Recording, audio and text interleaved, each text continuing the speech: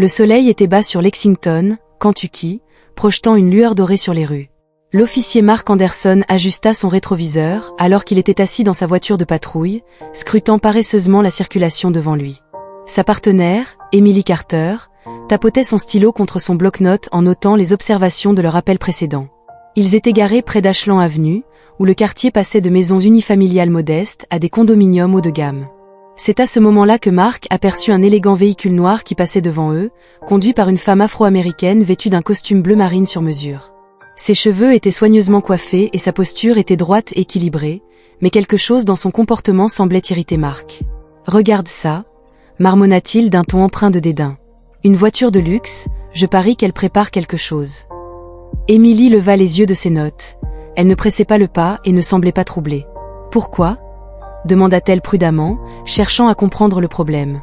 Mark l'ignora et activa les feux clignotants pour découvrir, avec un sourire narquois, que le conducteur ralentissait et faisait signe avant de se garer sur le côté de la rue. Ses mouvements étaient délibérés, presque calculés. Emily remarqua que les épaules de Mark se raidirent légèrement à travers la vitre arrière alors qu'il se garait et sortait de la voiture de patrouille. « Ça ne semble pas bien », murmura Emily en le rejoignant. « Vous n'avez même pas de raison valable. »« Reste en retrait », rétorqua Mark en claquant sa main sur son étui. « Je fais ça depuis 20 ans. Je sais reconnaître un suspect quand j'en vois un. » Alors qu'ils s'approchaient de la fenêtre baissée, ils découvrirent Grace Williams, son expression calme mais méfiante, ses yeux sombres évaluant les deux agents avec une détermination tranquille. « Bonsoir, agent », dit Grace d'une voix égale. « Y a-t-il un problème ?» Mark se pencha dans l'ombre tombante pour examiner son permis de conduire et son immatriculation.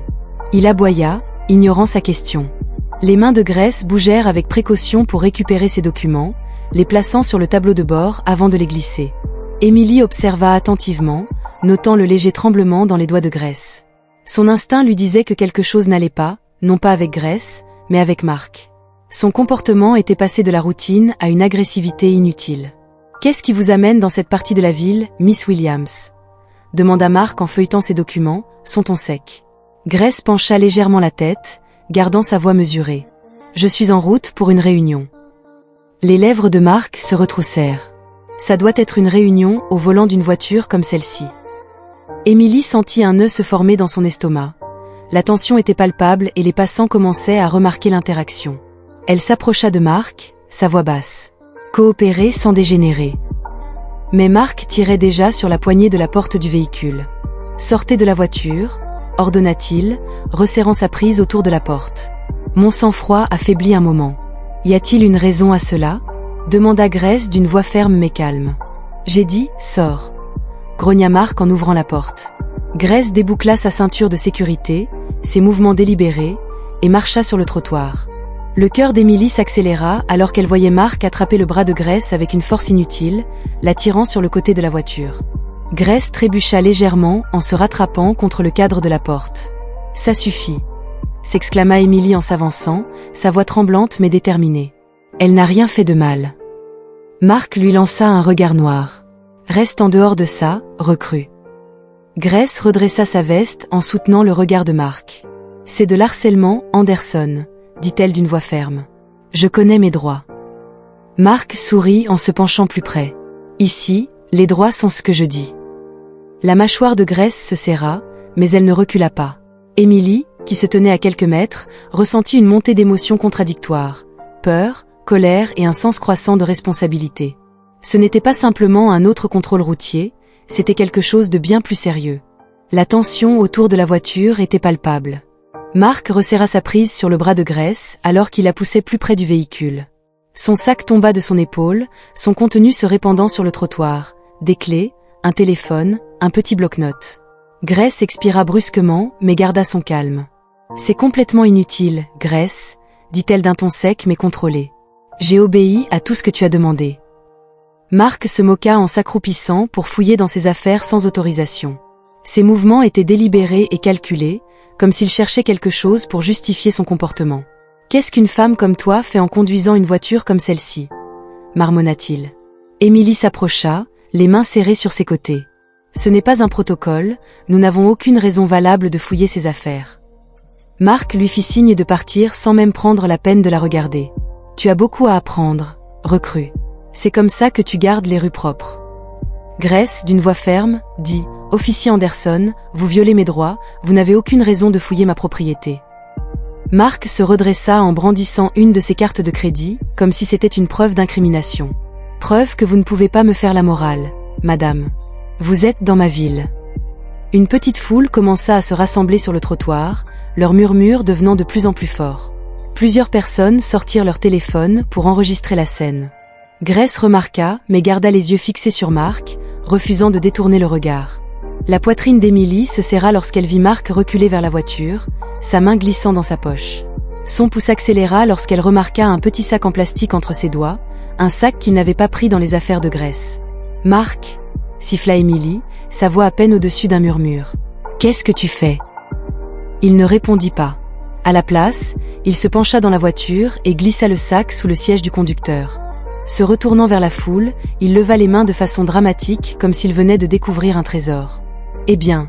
annonça Mark à haute voix en tenant le sac de poudre blanche pour que tout le monde puisse voir, « on dirait que nous avons un petit problème de drogue ici. » Les yeux de Grace s'écarquillèrent, un mélange de choc et de colère apparaissant sur son visage. « Ce n'est pas le mien, » dit-elle en s'avançant fermement vers lui. « Tu viens de planter ça dans ma voiture. » Mark sourit narquoisement, son expression pleine de moquerie. « C'est une belle histoire, Miss Williams, mais ça ne tiendra pas. » La foule murmurait plus fort, leur voix remplie d'incrédulité. Emily sentit une vague de nausée l'envahir, elle avait vu cela arriver. Mark avait planté la preuve qu'elle savait être malveillante. Elle savait qu'elle aurait dû dire quelque chose, mais la peur l'avait paralysée. Grace tourna son regard vers Emily, ses yeux suppliant d'avoir vu ce qu'il avait fait. « S'il te plaît, dis quelque chose. » La gorge d'Emily était serrée, sa voix coincée entre sa conscience et sa peur des représailles. Elle pouvait sentir les yeux de Mark sur elle, la défiant de parler. « Reste silencieuse », semblait dire son regard, « ou tu le regretteras. » Mais Emily ne pouvait pas se débarrasser de l'image de Mark glissant le sac dans la voiture de Grace. Les paroles de son père résonnaient dans son esprit, rappelant une leçon qu'il lui avait transmise. « Je l'ai enseignée depuis qu'elle est enfant. L'intégrité n'est pas facile, mais c'est ce qui fait de vous une bonne personne. » Mark avait dit à Emily, sa voix tremblante mais claire, que ce n'était pas vrai. Il s'était tourné vers elle, son visage marqué par la colère. « Je ne sais pas de quoi tu parles, garde ta bouche fermée. » Grace se tenait là, sa voix ferme malgré la colère qui l'animait. « Tu ne peux pas l'intimider pour t'en sortir. Je sais exactement ce qui se passe ici, et ton partenaire Mark aussi. » En direction de Grace, sa main posée de manière menaçante près de son étui, il avait rétorqué « Tu penses que tu es intouchable parce que tu conduis une belle voiture ? Laisse-moi te dire quelque chose. » Emily avait frappé plus fort qu'elle ne l'avait prévu, son cœur battant dans sa poitrine, mais elle ne recula pas. « Vous franchissez la ligne. » La foule avait grossi, et le poids de leur regard pesait sur la scène. Mark hésita en scrutant les spectateurs, il serra la mâchoire mais ne dit rien. Grace prit une profonde inspiration et se tourna vers Emily. « Merci d'avoir pris la parole, mais ce n'est pas fini, » dit-elle d'une voix calme mais ferme. Emily hocha la tête, une étincelle de détermination naissant en elle. Pour la première fois, elle avait l'impression d'avoir le courage de se lever. Le visage de Mark se tordit en un ricanement alors qu'il détournait son attention vers Grace. La foule observait toujours, enregistrant chaque seconde où il se penchait plus près d'elle, sa voix un grognement sourd destiné uniquement à ses oreilles. « Tu penses que tu es plus intelligente que moi ? Tu crois que ces gens vont t'aider ?» Grace croisa son regard noir. « Ne te méprends pas, officier Anderson, je sais que je suis plus intelligente que toi et tu viens de commettre la plus grosse erreur de ta carrière. » Le sang-froid de Mark vacilla un instant, mais il se reprit rapidement avec un sourire moqueur. Il sortit les menottes de sa ceinture en se dirigeant vers Grace. « Vous êtes en état d'arrestation pour possession d'une substance contrôlée. » Emily sentit son souffle se couper dans sa gorge. C'était le moment où elle devait choisir entre sa carrière et sa conscience. La voix de son père résonnait encore dans son esprit, « Si tu ne défends pas ce qui est juste, tu es tout aussi coupable que ceux qui font le mal. » « Non, » dit soudain Emily, sa voix tranchant la tension comme un couteau. Elle se plaça entre Mark et Grace, les mains levées en signe de défense. « Ce n'est pas juste et tu le sais. » Le visage de Mark rougit de colère. « Écarte-toi, recrue, ne m'oblige pas à te dénoncer pour insubordination. » La voix d'Emily vacilla, mais elle ne bougea pas. « Tu as planté cette preuve, je t'ai vu. Je ne ferai pas partie de ça. » La foule haleta, une onde de choc se propageant parmi les spectateurs. L'expression de Grace s'adoucit légèrement, son regard se fixant sur Émilie. « Merci », murmura-t-elle. La fureur de Marc déborda. Il s'approcha d'Émilie en pointant un doigt vers sa poitrine. « Tu as fini, tu m'entends ? Je ferai en sorte que tu ne portes plus jamais ce badge. » Émilie redressa les épaules, rassemblant tout le courage qu'elle avait. Si c'est ce qu'il faut pour faire ce qui est juste, qu'il en soit ainsi. Grace, sentant que le moment était crucial, décida de prendre la parole. « Officier Anderson, dit-elle d'une voix ferme et autoritaire, vous devriez peut-être réfléchir attentivement à votre prochain mouvement. » Marc avait ri amèrement. « Oh vraiment ? Et pourquoi ?» Grace fouilla dans la poche de sa veste, se déplaçant lentement et délibérément. Les deux officiers se tendirent, mais elle ne broncha pas. Elle sortit un porte-badge en cuir et l'ouvrit, révélant ses informations d'identification. « Je m'appelle Capitaine Grace Williams, dit-elle d'un ton calme mais ferme.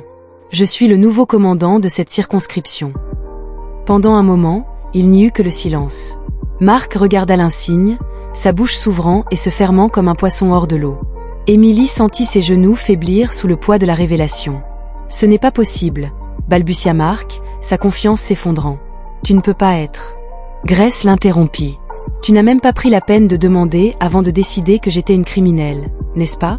Mais peu importe qui je suis, tout le monde mérite d'être traité avec respect et non jugé par la couleur de sa peau ou la voiture qu'il conduit. » Le visage de Marc pâlit alors que la foule éclatait en murmures. Certaines personnes applaudirent, d'autres lui crièrent avec colère.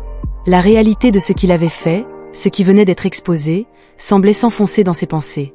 Émilie fit un petit pas en arrière, l'esprit ébranlé. Grace se tourna vers elle, son expression s'adoucissant. « Officier Carter, je suis reconnaissante que tu aies trouvé le courage de parler. Ce n'est pas facile, mais c'est la bonne chose à faire. » Émilie déglutit difficilement, sa voix tremblante. « J'aurais dû le faire plus tôt. Je suis désolée. » Grace hocha la tête avec un léger sourire sur les lèvres. « Tu l'as fait quand ça comptait, c'est ce qui importe. » Marc, toujours sous le choc, retrouva finalement sa voix. « Capitaine, je peux expliquer. » « Non, » Grace l'interrompit brusquement. « Tu ne peux pas faire ce que tu fais. Ce que vous avez fait aujourd'hui va à l'encontre de tout ce que ce badge représente. Remettez votre arme et votre badge. Votre suspension est effective immédiatement. » La main de Marc trembla alors qu'il dégrafait son badge et son étui. Il regarda Grace avec un visage tordu de colère et d'incrédulité. « Vous ne pouvez pas faire ça, vous ne le ferez pas. Je sais ce que c'est ici, je protège ces rues depuis 20 ans. » L'expression de Grace ne vacilla pas. « C'est ce que vous appelez protéger ? Combien de vies avez-vous détruites avec vos préjugés, Marc ? Combien de personnes avez-vous piégées pour nourrir votre ego ?» La foule, maintenant encouragée par la présence de Grace, commença à crier « Justice !» Une femme devant cria « Tu es une honte pour l'uniforme !» Une autre ajouta « Nous avons affaire à cela depuis des années. » Émilie jeta un coup d'œil à la foule grandissante, ses nerfs s'effilochant. Ce n'était plus seulement à propos de Marc, c'était à propos d'un système qui avait permis à des officiers comme lui d'opérer sans contrôle. Grace éleva la voix avec un poids qui fit taire le bruit. « Ce n'est pas seulement à propos de moi, » dit-elle en se tournant vers la foule. « Il s'agit de tenir des gens comme lui responsables. Il s'agit de s'assurer que personne n'est au-dessus de la loi, pas même ceux qui ont juré de la respecter. » Le visage de Marc se raffermit alors qu'il se rapprochait de Grace. « Tu penses que tu es une sorte de héroïne ? Tu ne sais pas ce que c'est. C'est comme avoir affaire aux vrais criminels ici. Tu es assise derrière un bureau pendant que je risque ma vie. » Grace haussait un sourcil, son calme inébranlable. « Et tu penses que cela justifie la fabrication de preuves en utilisant ton autorité pour intimider et dégrader des innocents ? Ne risque pas ta vie, Marc, tu ruines celle des autres. » Émilie sentit sa poitrine se serrer en observant l'échange. Elle avait toujours su qu'il y avait des fissures dans le système, mais les voir d'aussi près était bouleversant. Grace tourna son attention vers Émilie, sa voix adoucissant. « Officier Carter, je sais que ce n'est pas facile pour toi, mais prendre la parole aujourd'hui a demandé du courage. Ne perds pas cela. » Émilie hocha lentement la tête, sa voix à peine au-dessus d'un murmure. « Je ne le ferai pas. » Marc, tenant toujours son badge, regarda Grace avec un mélange de ressentiment et de désespoir. « Tu fais une erreur, capitaine. Les gens comme toi ne durent pas longtemps dans ce travail. » Grace s'approcha, ses yeux se fixant sur lui. « Comme moi ? Tu veux dire les gens qui croient en la justice, qui croient en l'égalité. Si c'est une erreur, alors je l'accepte. Je le ferai avec plaisir. » Les applaudissements étouffèrent les protestations de Mark. Grace se tourna vers le passant le plus proche et lui dit « Merci d'avoir enregistré cela, assurez-vous que cela soit partagé. » Le visage de Mark était tordu de fureur. « Vous me jetez sous le bus pour des raisons d'optique, c'est tout un spectacle. » Grace ne broncha pas. « Ne marquez pas ça. Est-ce que la responsabilité est quelque chose que vous ne comprenez pas clairement ?» Les sirènes devinrent plus fortes, signalant l'arrivée des renforts. Grace se tenait droite, imposant sa présence tandis que Mark remettait à contre-cœur son badge et son holster. Ses épaules s'affaissèrent et sa bravade s'effondra sous le poids de ce qui venait de se passer. Émilie ressentit une tempête d'émotions bouillonner en elle. Soulagement, culpabilité et un sentiment d'espoir qu'elle n'avait pas ressenti depuis des années alors qu'une autre voiture de patrouille s'arrêtait. 2 policiers sortirent, leurs regards se déplaçant rapidement entre la foule et la scène qui se déroulait devant eux. Grace leur fit signe d'une voix ferme et claire. Les agents escortèrent M. Anderson jusqu'au commissariat, où il fut suspendu en attendant une enquête complète. Le visage de Mark s'assombrit. « Vous ne pouvez pas être sérieux, c'est mon commissariat, mon équipe. » Grace ne le regarda même pas en répondant, tandis que la foule applaudissait. Les officiers éloignaient Mark à contre-cœur, certains lançant des mots de soutien à Grace, tandis que d'autres réclamaient justice pour les nombreuses personnes que Mark avait lésées au fil des ans. Grace se tourna vers la foule, sa voix s'élevant au-dessus du tumulte. « Ce n'est que le début, » déclara-t-elle d'un ton déterminé. « Aujourd'hui, nous prenons position contre la corruption et les préjugés, mais cela ne s'arrête pas là. C'est à nous tous d'exiger des comptes et de veiller à ce que notre système fonctionne pour tout le monde. » La foule répondit par une vague d'applaudissements et de cris d'approbation. Émilie sentit une boule se former dans sa gorge en réalisant l'ampleur du moment, où il ne s'agissait pas seulement de Grace ou de Mark, mais de la communauté qui réclamait sa confiance envers ceux qui étaient censés les protéger. Pour se calmer, Grace s'approcha d'Émilie, son expression s'adoucissant. « Tu as fait ce qu'il fallait aujourd'hui, » lui dit-elle. « Je sais que ce n'était pas facile. » Émilie hocha la tête, sa voix à peine audible. « J'avais peur, je ne savais pas si j'allais tout perdre. » Grace posa une main rassurante sur l'épaule d'Émilie. « Tu n'as rien perdu d'important. L'intégrité est ce qui nous définit, pas l'insigne. » Émilie retint ses larmes, ressentant une fierté qu'elle n'avait pas éprouvée depuis son entrée dans la police. Pour la première fois, elle comprenait vraiment ce que signifiait servir et protéger. Une équipe de presse locale arriva, les caméras déjà en marche. Grace prit une profonde inspiration, consciente que les projecteurs allaient briller plus fort que jamais. Elle se tourna vers la caméra, sa voix calme mais ferme. « Ce qui s'est passé ici aujourd'hui nous rappelle que personne n'est au-dessus des lois, même pas ceux qui ont juré de les faire respecter. » Elle ajouta qu'ils avaient un long chemin à parcourir, mais que le changement commençait avec des moments comme celui-ci, où chaque mot avait été capturé par l'équipe. Émilie recula, laissant Grace prendre les devants. Elle jeta un coup d'œil à la foule qui se dispersait, mais qui laissait derrière elle un sentiment d'espoir et de détermination. Pour Émilie, c'était le début d'un nouveau chapitre, un chapitre où elle pouvait enfin être à la hauteur du serment qu'elle avait prêté. Pour Grace, c'était une occasion de remodeler un système défaillant de l'intérieur, et pour la communauté, c'était une étincelle qui pourrait déclencher un mouvement plus large en faveur de la justice. Les sirènes s'estompèrent au loin, alors que la voiture de patrouille de Mark disparaissait sur la route. Grace et Émilie se tenaient côte à côte, prêtes à affronter tout ce qui allait suivre.